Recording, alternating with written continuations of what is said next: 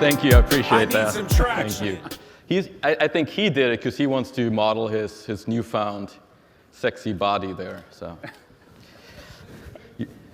you should see him in a t-shirt, really. It's quite something. Talking about unsexy, Trade Desk. Hey now. Who here has heard of the Trade Desk? This is your audience. These people know their stuff. Is it 5 people? Why are you here? Yeah, so I think that we're not a super well-known brand outside of our circles. Inside of our circles, we're obviously very well-known. But we came here mostly just to talk about like being a SaaS company more generally. You know, I think we all are in very different industries, but there's a lot we have in common. Totally. But let's maybe for a second explain to people what the Trade Desk actually is. Sure. So Trade Desk is a platform that allows our customers to buy advertising space, and that advertising space can be display ads, but increasingly it's mobile, it's in-app, it's video, it's audio, it's increasingly connected television, and we're doing it in a data-driven way in real time.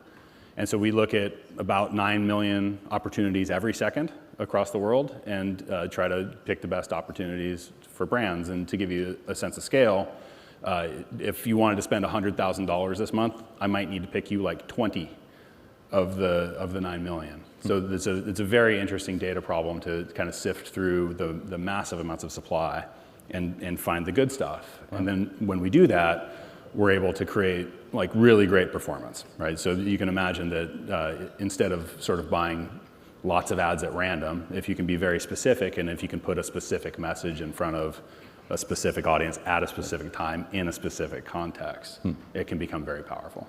How does that make you different from a Google or Facebook that's also basically an advertising business? Yeah, so Google and Facebook are focused primarily on their own businesses, right? So if you ask Google where the best place to put an advertising dollar to work is, they're going to tell you it's search and it's GDN and it's YouTube, which is what they should do. And Facebook, same thing. Facebook is a tool for buying on Facebook, where we look at basically all the rest of it. We look at that stuff too. We're partners with Google.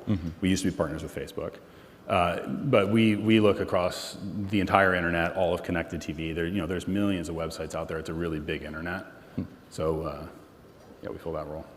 And you're doing quite well these days. You IPO'd, your market cap, I looked it up just before we got on stage, it's 3.9 billion, I think now. Yeah. It was 3.8 yesterday, so it's going up, I think. You're doing all right. Yeah. How did you get to this point? Because you launched in 2009. Yeah, 2009, we funded in 2010. We spent 2010 and half of 2011 just building stuff, and that was a tough year. Like we had a lot of failures. What kind of failures did you have? Well, so it was technology stuff. So basically, when I came into this, I said we're going to go create a bunch of consumer surplus, right? We've become much more specific, so we can make things perform better. But then if we go extract all this margin, we'll eat all that performance. So there was like a ceiling on how much margin we could extract, and I thought I knew where that was. And so then I basically had models that said, like, here's how well the system has to perform, doing the job the way we want to do it. So we had a goal in mind for how do we want to attack it, but we had to hit that at a number that was sustainable. And that was super hard. So there was definitely a lot of screaming and crying involved. Was there a moment where you thought you weren't going to make it? For sure, yeah. We had a couple dark moments, but then it was actually my partner did a great job of pushing me to like throw stuff in the garbage and saying like, okay, like because as a CTO you can get locked into like I want to go to this place and I'm going to get there and I'm going to figure it out, but then like just having somebody come tell you like stop, like you got to think about this differently was super helpful. That helps. What was it like raising funding back then? Because a SaaS company in 2009, there was still a little bit of a new thing for a lot of VCs at the time, for sure. Yeah, so I think it was a really good time for us to raise money because we were talking about efficiency.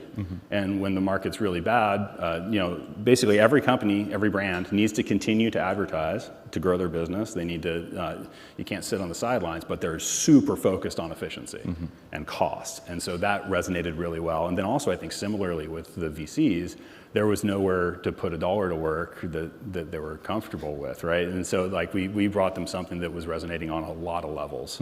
at that time. We didn't also raise a lot of money. Like, it was a smaller. Right, you only raised, was it $7 million? 7, yeah. How much did you raise in total up to the IPO? So we did 7, and then we did a much later round at 20, and then the later rounds were not dilutive, so very, very little. That's not a lot of money to raise for you. Yeah, no, I know. IPO. We made it stretch, and so I'm a huge believer in light capitalization because it creates focus. So not just because you get to keep more of your company, which is wonderful, but because if you go raise a ton of money and you go hire a ton of people and then you go attack a roadmap in parallel, 2/3 of what you build will be useless. Right. Like it won't end up working. And then not only that, your product is cluttered with all this useless stuff.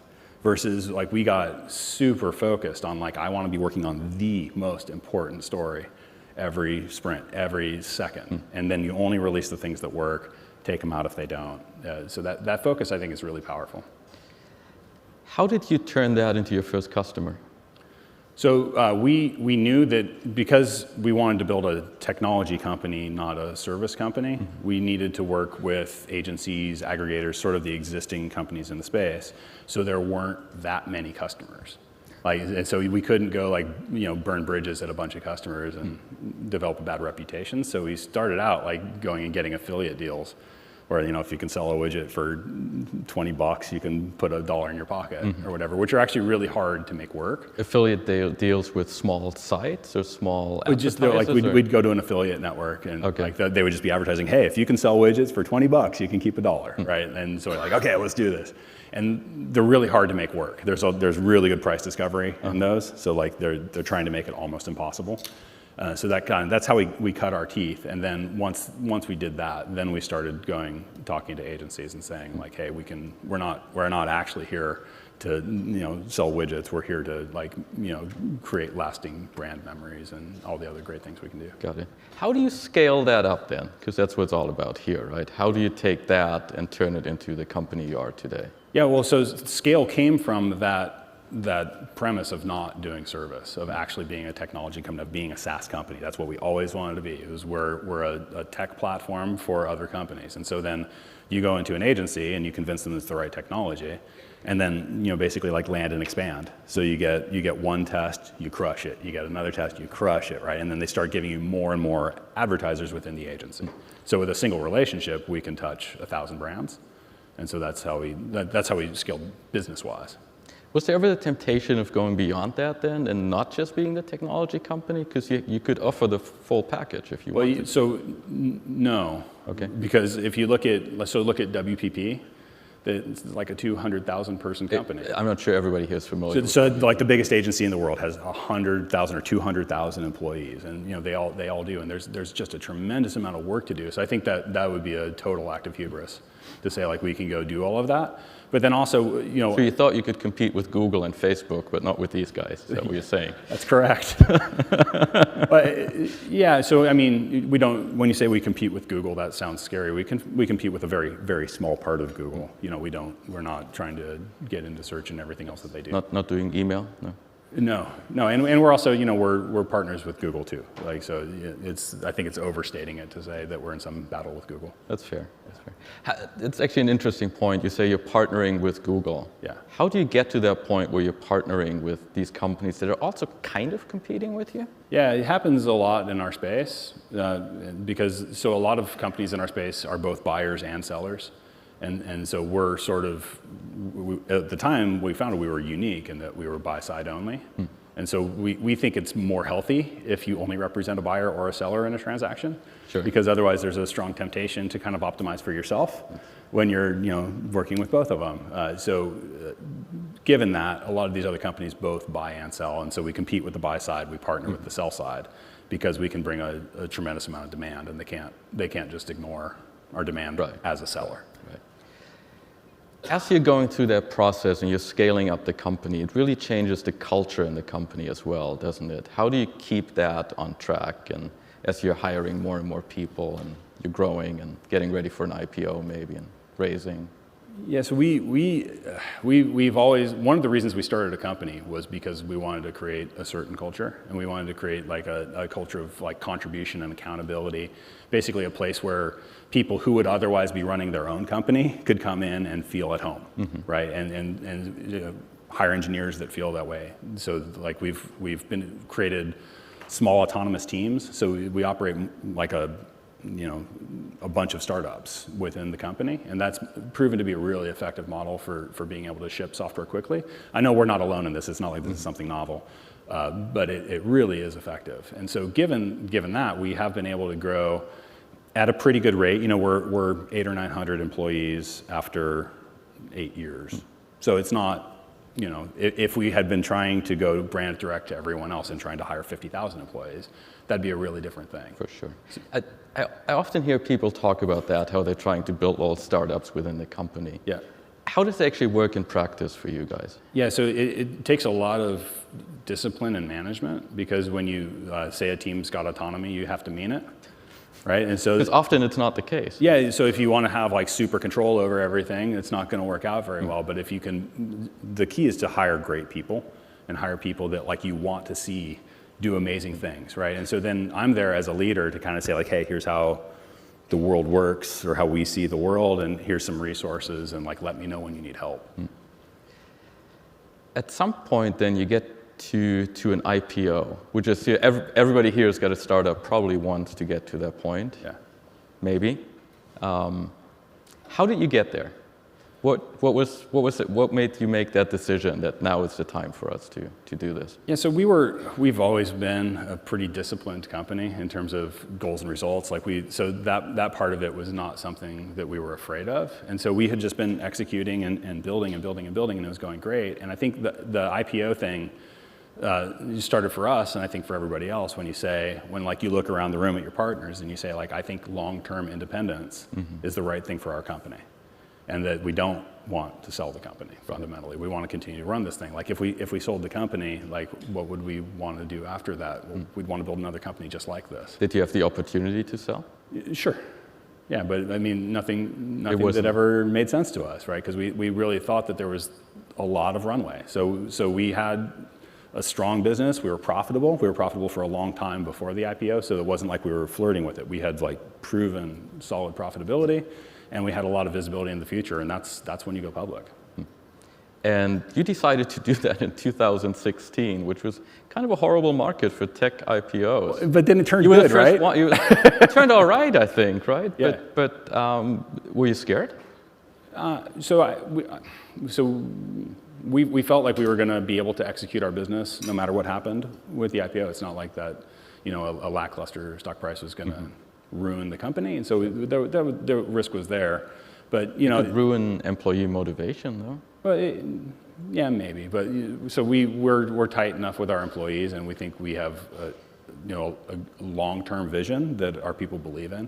So we weren't worried about riding through whatever was going to happen. We're just going to go out and execute, and we're going to prove it. And if you prove it, you'll be rewarded, right? And so we felt fairly confident in that. But then, like, obviously, we weren't alone, right? Like there was this IPO drought. And it's like somebody just needed to go, right? And then and then it was fine. Everything's fine. There's been so many cool IPOs that have happened since then. So I think there was just a lot of pent up energy. Somebody had to go first, break the ice. And we didn't go first. Like that's fair. There was a momentum. It was a bit of a cycle there, but we wrote about that a lot at the time. Yeah. Talking about employees, you guys are rated, what was it, number 2 on Glassdoor last year? Yeah. That's pretty nice. Yeah. How do you make that happen? Well, so it's kind of the same stuff I was talking about earlier. But so all of us, we talk a lot about culture, but then we also make sure that we walk the walk. It's easy to talk about that. Well, and if you talk about it, but then you don't do it, that's actually the worst, because everybody knows. You know, so we talk a lot about like there's just things like we encourage people to be leaders, not managers. We show that there is a long-term career path outside of management, which I think is a really important thing for a culture, to say like, if you're great at whatever you do, you can do that forever at this company, and you can succeed. You don't have to step on somebody else to get a management job or a promotion in order to succeed. And you know, we've been doing well enough that we're able to reward everyone for whatever it is that they contribute. And that's just the core of what we do. We strongly reward people for collaborating and for helping others, which is hard to like create that incentive, like because you know there's commission plans and stuff, and like you gotta you meet your own number. But so how are you actually doing that? What's that? How are you actually doing that? So that's why we're always talking about culture, and that's why we're always highlighting people. So we have a weekly call with the whole company. On that call, we tend to like highlight people that like they did something awesome for this global account. That's a really common thing is because we work with global brands, like the team in one country will be sort of like the center of that brand because they're close to them, but then they work with everyone globally to create that relationship. And they don't get necessarily commissioned on everybody else making all that money, but they all collaborate and they all do it consistently. So it's like there's a symbiotic relationship. Got it. And one thing we haven't talked about yet is where are you headquartered? We're in Ventura, California. So you're out there. Yeah. What's it like hiring there? Because it's probably true for a lot of startups here that they're not in the center. You're not in the Bay Area probably, where hiring is also hard these days. But so if you don't know, Ventura, California is about an hour north of LA. It's like a really gritty little surf town. And there's basically us and Patagonia are the employers and agriculture. And so it is really, really off the grid. But we're close to Santa Barbara, we're close to Santa Monica in terms of like hiring pools. But I think that, in the Silicon Valley, people tend to have a lot of short tenures. And that just creates the culture sort of the way it is. And when you're off the grid, you end up with a lot longer stays, which was important to me just because like what we do is super esoteric and it takes a long time to train people. And so if I had like churn, it would have been really damaging. So I mean, part of this is how I justify deciding to start a company in my hometown. Right. But I think it has been a benefit. But then also like that doesn't tell the whole story. So we have something like 100 employees in Ventura. Okay. But we have a huge engineering office in Boulder. We've got a site in San Jose and San Francisco. We've had a great success hiring engineers in Sydney, in London, and so we've in Shanghai. So we've got engineers all over. And so because of that, the Boulder split happened because one of my guys was moving to Boulder, and he's like, "What does this mean for my career?" And I said, "It means we have a Boulder office now." He's hired a great team there, but at that point we got really good at using remote tools and just figuring out what our process was going to look like. And so we also have people that work full time from home, and it all works. We get a nice balance of like we try to get critical mass out of sight because some engineers actually want to be around people. And, you say that like that's unusual. Well, some don't, right? And I wanted to be able to fully accommodate both of those things. Fair point. Fair point. Can I get a time check? I don't know. I don't have a clock here. Got 2 minutes. All right, 2 minutes. All right. What else can we talk about? How about at this point you've IPO'd? Yeah. How do you keep the motivation? You've done kind of your thing.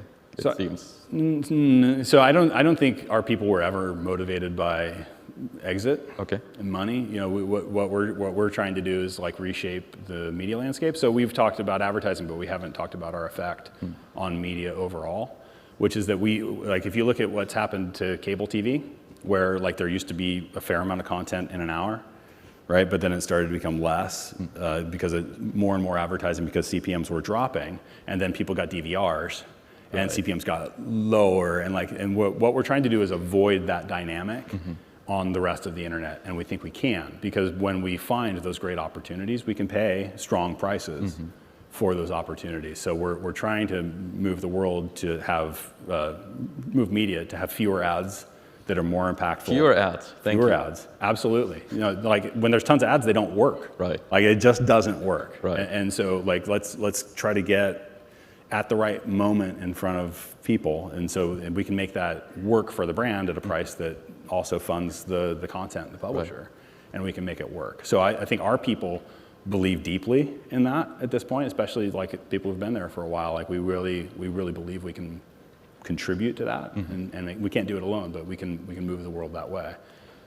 Got it. And then also, like in terms of being done, like we've like kind of scratched a little bit of the revenue off the media pie. Like it's a $1 trillion TAM isn't made up. It really is that. And so we think we have a lot of growth in front of us. All right. Awesome. We'll talk about that next time. Right on. Thank you. Thanks, man. Thank you. I need some traction. You need some traction. Let's get some traction.